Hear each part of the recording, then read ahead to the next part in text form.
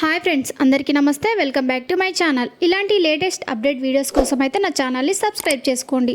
అలాగే పక్కనున్న బెల్ ఐకాన్ని క్లిక్ చేయండి, లైక్ చేయండి, షేర్ చేయండి. ఇప్పుడు టాపిక్లోకి వెళ్దాం. మహిళలందరికీ రేవంత్ అన్న కానుక పేరిట మీద తెలంగాణ మహిళా సంఘాల సభ్యులకు ఉచిత చీరల పంపిణీ ఇవ్వనున్నారనే విషయం అయితే మనకు తెలిసిందే.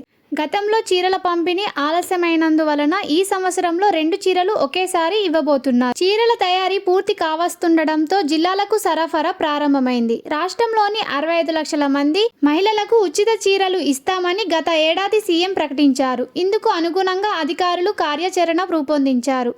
318 కోట్లు విడుదల చేయడంతో మార్చి నుండి వీటిని తయారీ చేనేత జౌళి శాఖ చేపట్టింది. ఇప్పటి వరకు 55 లక్షల చీరలు తయారయ్యాయి.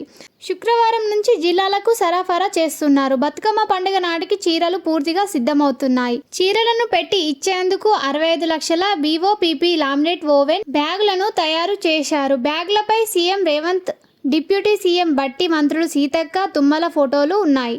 సెప్టెంబర్ 22 నుంచి 30 వరకు ఈ పంపిణీ జరగనుంది. ప్రతి జిల్లాలోని అధికారుల పర్యవేక్షణలో ఈ కార్యక్రమాలు నిర్వహిస్తున్నారు. గ్రామీణ పట్టణ ప్రాంతాల్లో సమానంగా పంపిణీ జరుగుతుందని సర్కార్ ప్రకటించింది. పండగ సందర్భంగా మహిళలు కొత్త చీరలు ధరించి ఆనందంగా జరుపుకోవాలని ప్రభుత్వం ఆశిస్తుంది.